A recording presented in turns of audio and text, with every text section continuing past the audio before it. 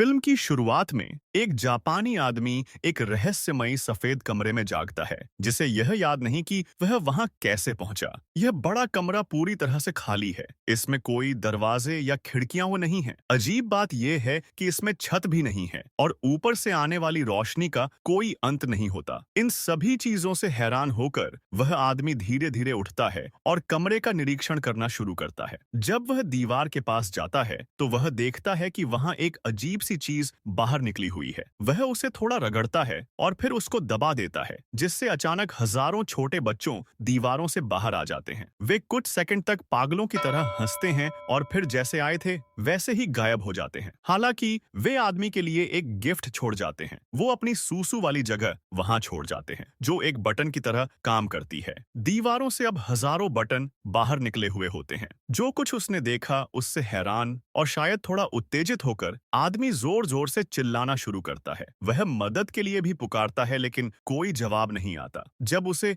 मदद के लिए कोई नहीं मिलता तो वो बटन को रैंडमली दबाने लगता है। उसे हैरानी होती है कि हर बटन दबाने पर एक अलग रैंडम चीज निकलती है, कभी छोटा टूथब्रश तो कभी बड़ा सा पौधा। वह यह भी सीखता है कि अगर वह एक ही बटन को बार बार दबाए तो वही चीज बार बार बाहर आती है। कई घंटे बीत जाते हैं और कमरा रैंडम चीजों से भर जाता है। खास तौर पर एक गुलाबी बॉल उसकी फेवरेट बन जाती है। जब वह उससे खेल रहा होता है तब गलती से एक बटन दब जाता है और उससे कुछ खाने की चीज निकलती है। इससे वह खुश होता है लेकिन यह जानकर दुखी भी होता है कि साथ में सोया सॉस नहीं है। वह कुछ और बटन दबाता है लेकिन वही खाने की चीज दोबारा निकलती है। थक कर वह वैसे ही खाना शुरू कर देता है, लेकिन जैसे ही वह खा लेता है एक बोतल सोया सॉस अपने आप बाहर आ जाती है, जिससे वह गुस्से में आ जाता है। फिर भी उसे पी ही लेता है। बाद में उसे एक जोड़ी 3D ग्लासेस मिलती है और जब वह उन्हें पहनता है तो एक बेबी एंजल को अपनी सुसु वाली जगह की तरफ इशारा करते देखता है। यह देखकर वह उत्साहित हो जाता है, यह सोचते हुए कि शायद उसे अब निकलने का रास्ता मिल गया है। दुर्भाग्य से जब वह उस बटन को दबाता है तो ऊपर से एक विशाल पिछवाड़ा आकर गैस छोड़ता है और उसे बेहोश कर देता है। कई घंटे बाद हम उसे एक किताब पढ़ते हुए देखते हैं। पता चलता है कि उसने उस किताब के पहले ही 5 पार्ट पढ़ लिए हैं, लेकिन जब वह बटन दबाकर छठा मांगता है तो 7वां पार्ट आ जाता है। गुस्से में वह रैंडम बटन दबाने लगता है और उससे 8वां, 9वां और 10वां पार्ट निकलते हैं। हालांकि उनमें से एक बटन एक रहस्यमयी दरवाजा खोल देता है जो उसके पीछे है। आदमी खुशी से झूम उठता है कि आखिरकार उसे बाहर निकलने का रास्ता मिल गया, लेकिन जश्न में वह भूल जाता है कि उसने कौन सा बटन दबाया था और वह फिर से रैंडम बटन दबाने लगता है। एक बटन अफ्रीकी आदमी को कमरे में दौड़ते हुए भेजता है, जबकि दूसरा उसके सिर पर पानी गिरा देता है। कई असफल प्रयासों के बाद वह फिर से वही बटन ढूंढ लेता है जो दरवाजा खोलता है। वह भागता है लेकिन समय पर दरवाजे तक नहीं पहुंच पाता, क्योंकि वह सिर्फ कुछ सेकंड के लिए ही खुलता है। उसे यह समझ आता है कि बटन का टिप उसके भागने में एक अहम भूमिका निभाता है।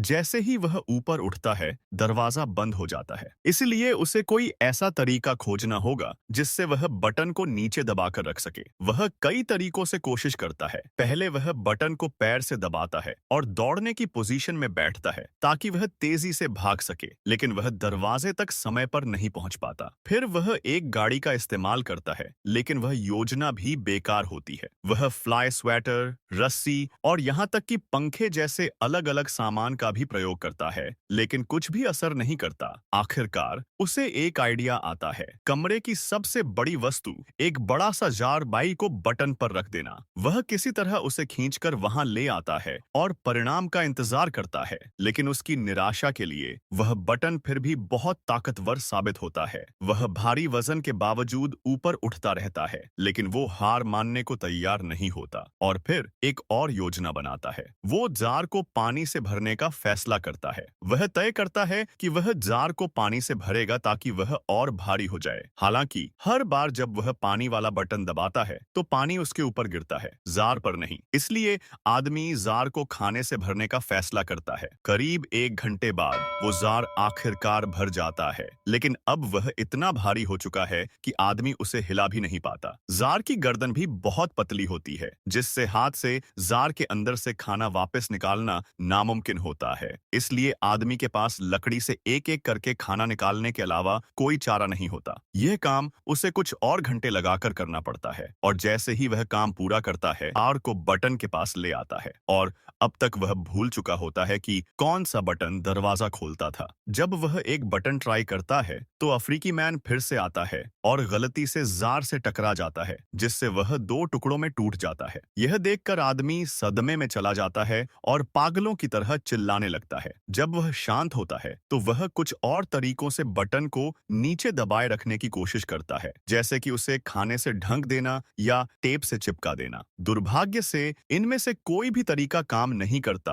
और आदमी आखिरकार हार मान लेता है। अगले सीन में नींद से जागने के बाद आदमी अपने दांत ब्रश करने का सोचता है। वह पानी वाले बटन की तरफ बढ़ता है, लेकिन गलती से एक और बटन दबा देता है, जिससे छत से एक लंबी रस्सी गिरती है। यह देखकर वह खुश हो जाता है, क्योंकि उसके दिमाग में एक आइडिया आता है। वह रस्सी का इस्तेमाल करता है और कमरे में झूलकर पार जाने की कोशिश करता है। बटन दबाने के बाद जैसा कि उसने सोचा था, योजना काम कर जाती है और वह आखिरकार उस दरवाजे के अंदर पहुंच जाता है। फिर अंदर उसे एक और दरवाजा मिलता है, जिस पर ताला लगा होता है। जब उसके सारे प्रयास असफल हो जाते हैं, तो वह कमरे में वापस लौट आता है। ठीक उस समय जब पहला दरवाजा बंद होने ही वाला होता है, आदमी बहुत गुस्से में होता है कि वह फिर से असफल हो गया। वह दीवार पर लात मारता है और अनजाने में एक और बटन दबा देता है। उसकी हैरानी की बात यह होती है कि एक चाबी हवा में तैरने लगती है, जो शायद उस सीक्रेट दरवाजे को खोलने वाली चाबी है। हालांकि पिछली बार की तरह जैसे ही बटन का नुकीला सिरा ऊपर उठता है, चाबी भी गायब हो जाती है। अब आदमी को न सिर्फ चाबी को हासिल करना है, बल्कि पहले दरवाजे को भी खोलना है। उसे 2 बटन दबाने होंगे और यह सब कुछ ही सेकंड्स में करना होगा। काम मुश्किल होता है, लेकिन वो आदमी हार मानने वाला नहीं है। वह उसी रस्सी का इस्तेमाल करता है और झूलते हुए चाबी तक पहुंचने की कोशिश करता है। हालांकि वह पर्याप्त गति नहीं बना पाता और बीच में ही रुक जाता है। कई बार कोशिश करने के बाद वह जमीन पर गिर जाता है और तभी उसे एक प्लंजर दिखता है। यह उसे एक चालाक आइडिया देता है। वह प्लंजर का इस्तेमाल करता है, खुद को रस्सी के साथ दीवार पर टिका लेता है। इस बार वह चाबी तक पहुंचने में सफल हो जाए। फिर वह कमरे के दूसरी तरफ जाता है, पहले दरवाजे वाले बटन को दबाता है और जल्दी से वहां झूल जाता है। दूसरे ही प्रयास में वह सफल हो जाता है और खुशी से दरवाजे में दाखिल हो जाता है। वहां वह जल्दी से दूसरी दरवाजे में चाबी डालता है और उसे घुमाता है, पर दरवाजा नहीं खुलता। तभी उसे एहसास होता है कि उस पर एक और ताला है, जिसमें 3 अंकों का पासकोड चाहिए। गुस्से में आदमी बाहर दौड़ता है और प्लंजर को दीवार पर मार देता है, जो फिर से एक बटन को एक्टिवेट कर देता है और अफ्रीकी मैन को बाहर निकालता है। जब आदमी उसकी तरफ देखता है, तो हैरानी से नोटिस करता है कि उसके माथे पर 3 अंक लिखे हुए हैं। उसे समझ आता है कि वही 3 अंकों का पासकोड है। अब वह दोबारा से झूलने की प्रक्रिया शुरू करता है, लेकिन समय सीमित है, इसलिए उसे 3 बार पूरी प्रक्रिया करनी पड़ती है, हर बार एक चीज के लिए। आखिरकार वह दूसरे दरवाजे को अनलॉक कर देता है। वह थोड़ा फंसा होता है, तो वह उसे जोर लगाकर खींचता है, लेकिन उसी समय पहला दरवाजा बंद हो जाता है। वो जगह बहुत कम होती है। अब उसके पास दूसरे दरवाजे को पूरी तरह खोलने के लिए जगह नहीं बची होती और वह एक अंधेरे संकरे कमरे में फंस जाता है। कई घंटे बीत जाते हैं और उसका गुस्सा धीरे धीरे डर में बदलने लगता है। वह उन अच्छे पलों को याद करता है जो उसने पहले कमरे में बिताए, जहां इवासमवितोष खुलापन था, बटन थे और जीवन की सारी सुविधाएं थीं, लेकिन उसने कभी उसकी कदर नहीं की। तभी उसे दीवार से आती हवा महसूस होती है और उसे वहां एक दरार दिखती है। वह उसे धकेलता है और हैरानी की बात यह है कि वह आसानी से स्लाइड होकर हट जाती है। फिर वह आदमी उस कमरे से बाहर निकल जाता है और जितनी ताकत बची होती है उससे दौड़ने लगता है। वह वहां से निकल पड़ता है। थोड़ी ही देर में वह एक अलौकिक हॉलवे में पहुंचता है, जो अंधेरे में तैर रहा होता है। हर दरवाजा एक जैसा दिखता है, लेकिन आदमी लगातार भागता रहता है। पहले घंटों, फिर कई दिनों तक। उसके कपड़ों का रंग फीका पड़ चुका है और उसके बाल बहुत ज्यादा बढ़ चुके हैं, लेकिन वह रुकता नहीं। आखिरकार वह एक ऐसे कमरे में पहुंचता है जो बिल्कुल वैसा ही है जैसा कि उसने फिल्म की शुरुआत में देखा था। फर्क बस इतना है कि यह कमरा अंधेरे में है और यहाँ छोटे बच्चों की जगह वयस्क फरिश्ते हैं। जल्द ही उसके पीछे का दरवाजा बंद हो जाता है और सभी फरिश्ते दीवारों में समा जाते हैं। पीछे सिर्फ उनके बटन रह जाते हैं। इसके बाद कहानी हमें मैक्सिको के एक गांव में ले जाती है, जहां एक बच्चा चिंटू अपने परिवार के साथ रहता है। उसका पिता संतोष, जो पेशे से एक रेसलर है, उस रात होने वाली एक बड़ी लड़ाई के लिए तैयारी कर रहा होता है। पता चलता है कि बहुत सारे लोग उस पर दांव लगा चुके हैं और इसी कारण वह नर्वस है। हालांकि छोटा चिंटू पूरी तरह से विश्वास में है कि उसके पापा जीतेंगे और परिवार को गर्व दिलाएंगे। बाद में चिंटू की पिता संतोष अपना सामान पैक करता है और फाइट के लिए रवाना होता है। वहां वह अपने फाइटिंग गियर में बदलता है और प्रार्थना करता है। धीरे धीरे सैकड़ों लोग एरिना में इकट्ठा होने लगते हैं ताकि इस ब्लॉकबस्टर मैच को देख सकें। संतोष का परिवार भी पहुंचता है और स्टैंड से उत्साहपूर्वक उसका हौसला बढ़ाता है। घोषक फिर प्रतिभागियों को बुलाता है, जिससे पता चलता है कि यह एक टैग टीम मैच है। संतोष के साथ एक नौसिखिया रेसलर है, जबकि उनके विरोधी दो अनुभवी और घातक फाइटर हैं, जिन्होंने आज तक कोई मैच नहीं हारा है। अगले सीन में मैच शुरू होता है और जैसा कि उम्मीद थी, अनुभवी खिलाड़ी शुरुआत से ही हावी हो जाते हैं। वे संतोष के साथी को हर तरीके के लॉक और मूव से सताने लगते हैं, यहाँ तक कि वे दोनों मिलकर उसे पीटते हैं और रेफरी की बातों को पूरी तरह अनदेखा करते हैं। फिर वे संतोष पर ध्यान केंद्रित करते हैं और उस पर जोरदार हमले करते हैं, लेकिन जैसे ही वे स्टील चेयर से उसके सिर पर वार करने वाले होते हैं, रहस्यमय कमरे में बैठा जापानी आदमी एक बटन दबा देता है और संतोष का सिर चमत्कारिक रूप से एक जिराफ की तरह लंबा हो जाता है। उस जिराफ से सिर का इस्तेमाल करते हुए संतोष दोनों विरोधियों को आसानी से नीचे गिरा देता है और मैच जीत जाता है। पूरा दर्शक वर्ग खुशी से पागल हो जाता है। उधर रहस्यमय कमरे में आदमी को कोई बदलाव नजर नहीं आता, इसलिए वह बेतरतीब तरीके से अलग अलग बटन दबाने लगता है। इससे मैक्सिको में संतोष पागल हो जाता है। वह अपने साथी, रेफरी, चिंटू और यहाँ तक कि मैच की घंटी को भी मारता है। वहीं जापानी आदमी लगातार बटन दबाता जाता है। हालांकि कमरे में कुछ नहीं बदलता, लेकिन दुनिया भर में अजीब घटनाएं घटने लगती हैं।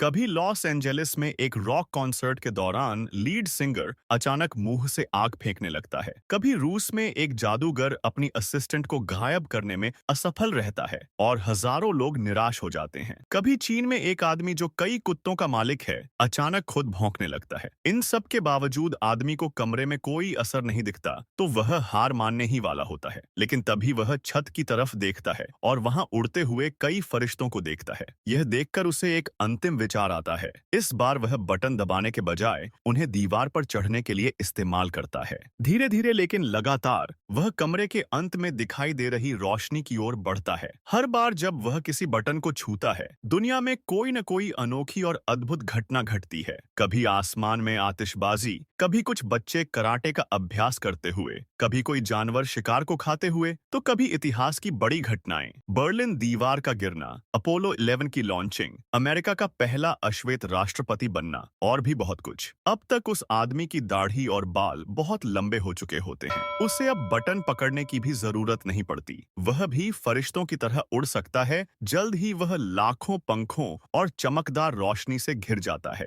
अगले ही पल वह खुद को एक और कमरे में पाता है, जहां दुनिया के सभी महाद्वीपों का नक्शा लगा होता है। उसके पास ही एक विशाल बटन होता है, जो शायद और भी चौंकाने वाले रहस्य समेटे हुए है। फिल्म का अंत उस आदमी के बटन को दबाने के लिए आगे बढ़ने के साथ होता है।